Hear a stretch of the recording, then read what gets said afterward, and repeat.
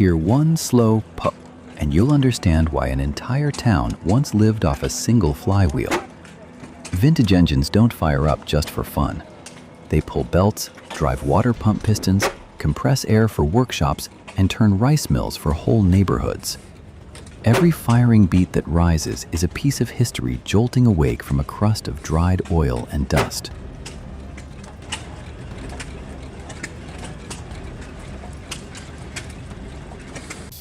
This video is like a trip through time, from very early gas engines to heavy, low-speed diesels, then to hot bulb engines that won't wake until the bulb is torched red, and finally to the self-reliant machines of farmers. You don't need deep technical knowledge. Just listen to the rhythm, deep or sharp, sparse or dense, and you'll immediately feel what that machine was born to serve.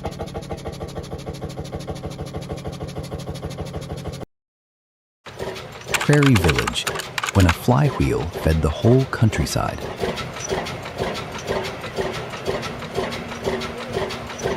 At Prairie Village, large stationary engines sit in one place and still send power everywhere. The flywheel turns with weight. The firing beat is sparse, dropping solid like hammer strikes.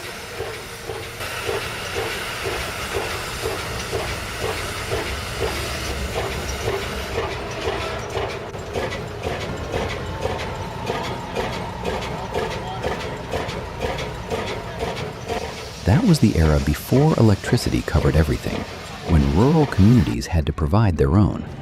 Milling, generating power, running pumps, and pulling sawmills.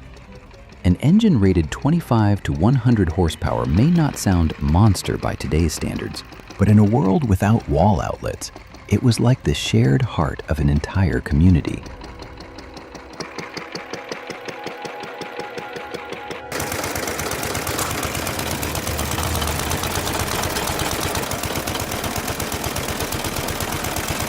The best part is the rhythm. A steady rhythm keeps belts from snapping and machines downstream from stalling. A wandering beat signals trouble immediately. Low oil, shifting load, a jammed pump. Back then, mechanics read the machine with their ears before they ever thought about gauges.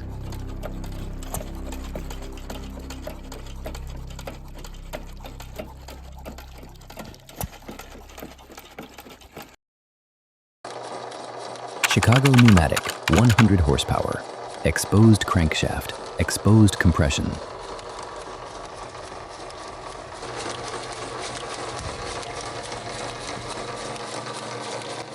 Old Chicago pneumatic-style air compressors show something very real. Mechanics with their guts fully visible, nothing hidden. Crankshaft, connecting rods, flywheel, everything moves right in front of you. The intake compression beat stacks up, then vents in a crisp, dry pft, and you can hear pressure being stored. In that era, compressed air was basically the electricity of the shop. Running tools, blowing chips clean, tightening bolts, driving rivets.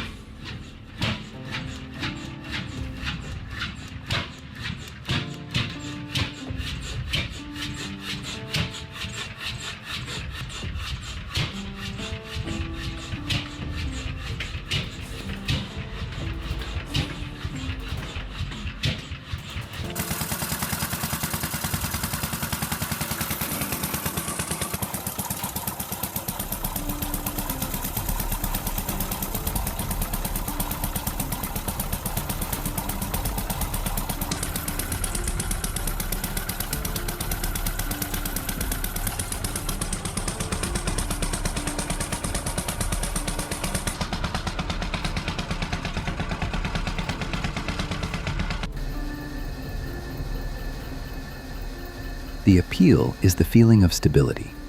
The machine runs slowly to last, the flywheel holds rotation, and pressure rises gradually in the tank. A machine like this makes one thing clear: industry doesn't always need speed. Industry needs a solid beat so the whole system can run smoothly through a long shift.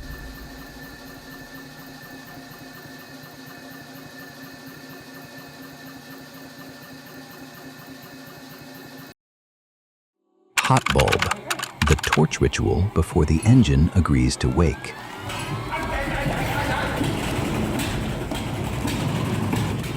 Hot bulb engines are the group that makes people stop the longest because of the starting ritual. No key to turn, no button to press. You have to torch the hot bulb until it glows red, wait for the metal to store heat, and only then turn the flywheel so the piston can find its rhythm.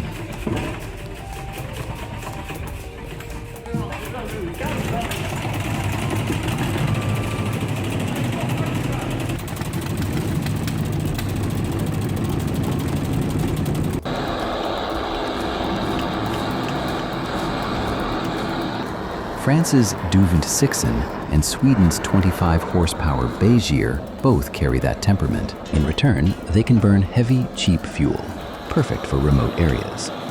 The construction is often simple. Thick cast iron, low RPM operation. The thup-thup beat sounds like slow footsteps that never get tired.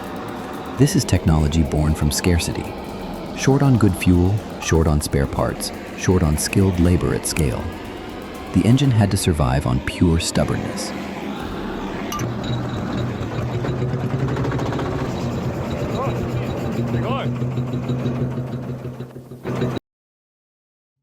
German-British diesels, durable in the shop, durable in life.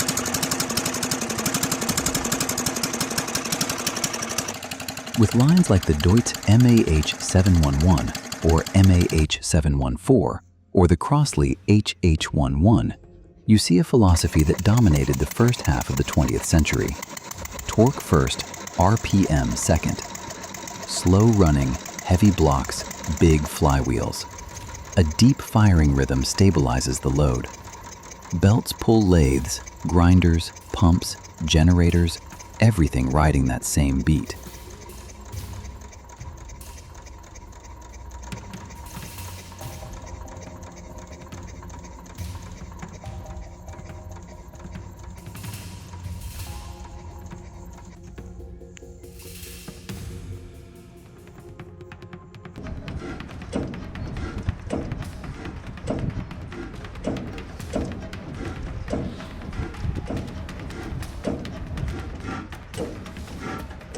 The interesting part is the mechanic's nature, fixable with familiar hand tools and diagnosable by sound. No screens, no sensors, just experience, disciplined oil changes, and disciplined load management. Soft CTA. If you also like learning how a machine works by listening to its sound, leave Steam Engine a quick comment. Which group do you want next? Hot bulb, German diesels, or air compressors? I'll follow the direction people mention the most.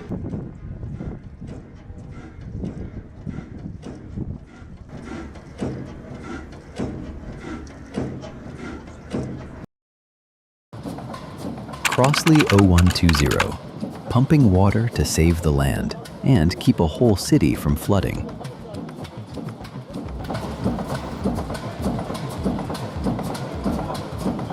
Some engines weren't born to show off power. They were born to save a piece of land every day.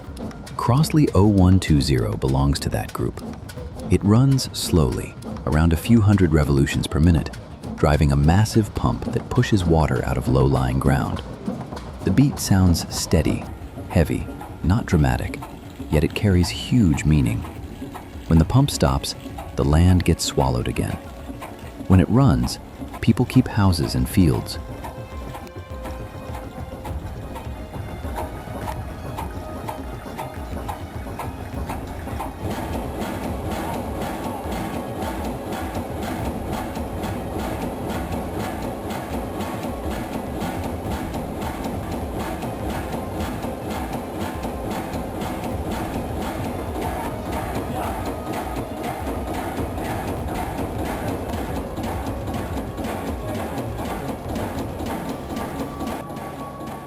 This is the infrastructure industry.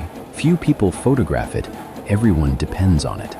A big flywheel gathers force, releases force, and keeps the pump shaft from jolting. So the engine sounds like a heartbeat. Steady means life. Stopping means alarm.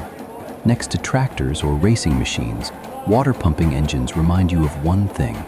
Mechanics used to be a quiet, defensive line for entire communities.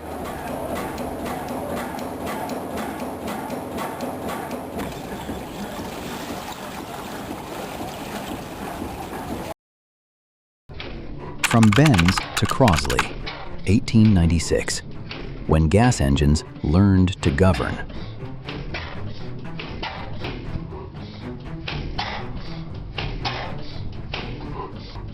Early gas engines, like the reversing Benz and CIE, or the 1896 Crossley brothers, feel like birth itself.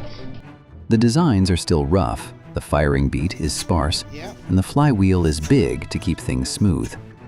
Many used hit and miss governing. They don't inject or spark every cycle. Under light load, the engine skips beats to save fuel. When the load rises, the firing rhythm returns. Well done.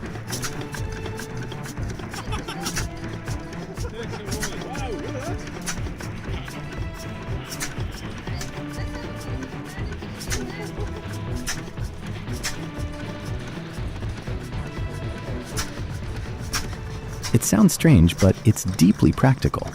It lets engines save fuel, reduce wear, and fit an era when materials were precious.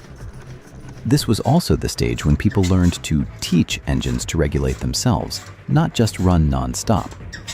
Engines began to have personality. Lazy at times, bracing at times, all of it spoken through the firing rhythm.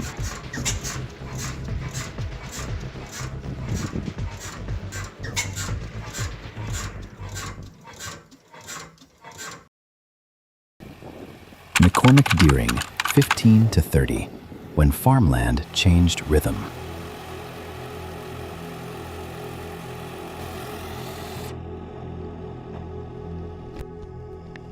Tractors like the McCormick Deering 15 to 30 represent the big shift from animal draft to mechanization. It didn't only pull a plow, it drove belt power for threshers, mills, and pumps, meaning one machine replaced many pairs of hands. Out in the fields, its sound usually doesn't scream. It's deep, solid, and steady, holding rhythm so the furrow stays straight and the pull stays even.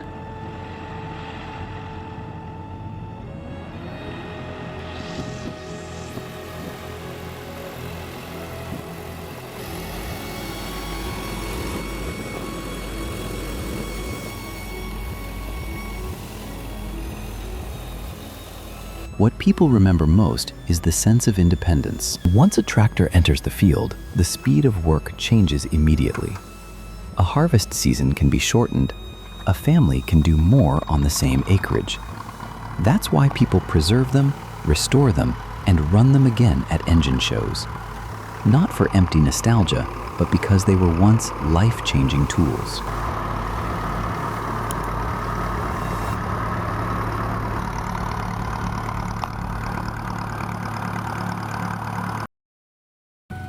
SAM self-builds, when farmers build machines so they don't have to wait for anyone.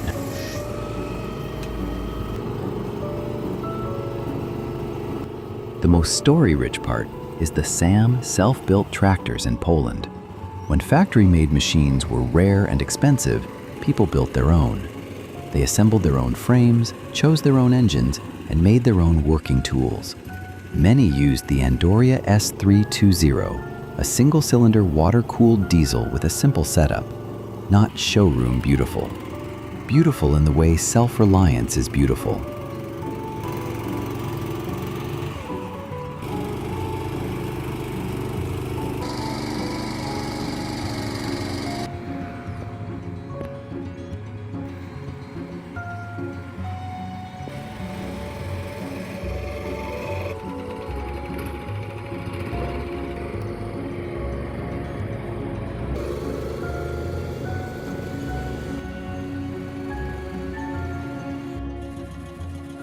If you listen to a one-cylinder engine, you feel the difference immediately. Each beat lands like a single udar, and the flywheel has to carry inertia to pull the rotation past dead center. That's why the machine teaches the operator patience. Set the throttle just enough. Keep the oil, keep the water. Listen to the sound to avoid overload. This is mechanics in its closest, most human form. Mechanics for people who need to work now, not wait for the market.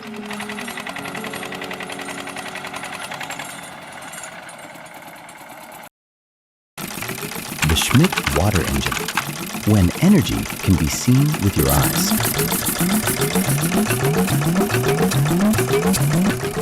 The Schmidt water engine, 1871, pulls the story further back, before internal combustion dominated.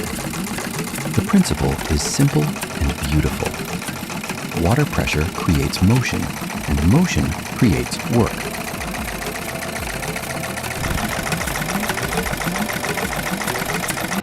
In modern demonstrations, because of environmental conditions, the pressure source may be replaced by exhaust gas or compressed air to simulate the effect. Whatever the source is, the core idea stays the same. Energy is not something vague. It flows through pipes, pushes a piston, turns a shaft, and does work.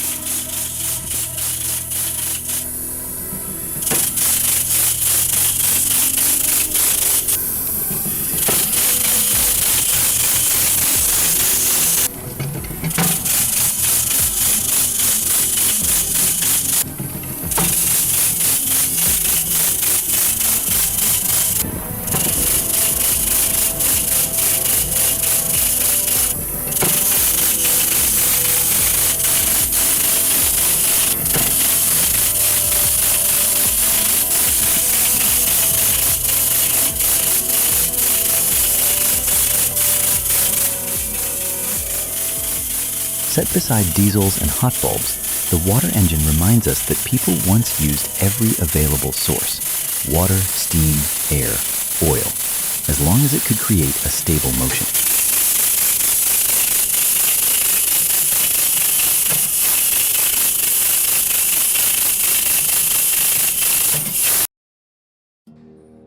Steam, internal combustion, the transition era at oil wells.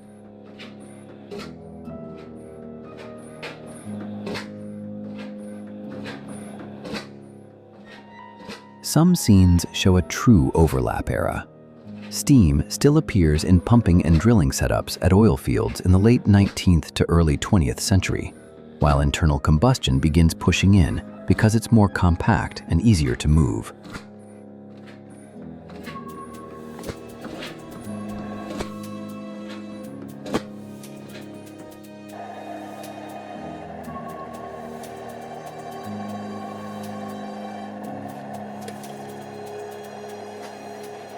This is the period when technology didn't change with a single button press.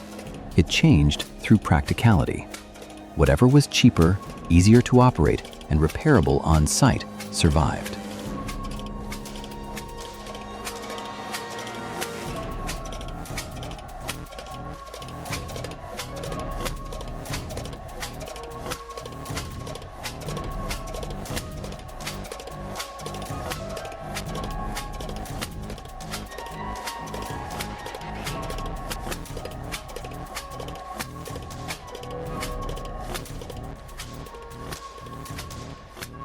When you hear steam hissing, shh, mixing with the firing beat of internal combustion, you can feel the in-between time. The world hadn't finished leaving the old behind, and the new already had to jump in and work.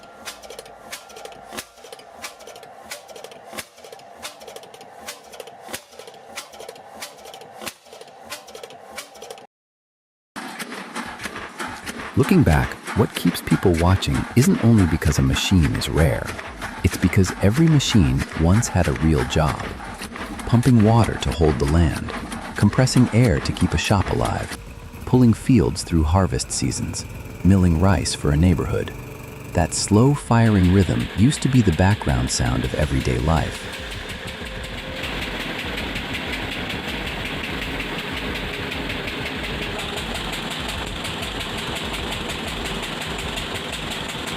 Hearing it again today, I don't feel old. I feel a kind of durability that every era still needs. Do the job right, hold the rhythm right, live long enough that people remember. And if you want, in the next episode, I'll go deep on the exact group you like most. So the engine's sound isn't only satisfying to hear, but it can tell the full story of the era that gave it birth.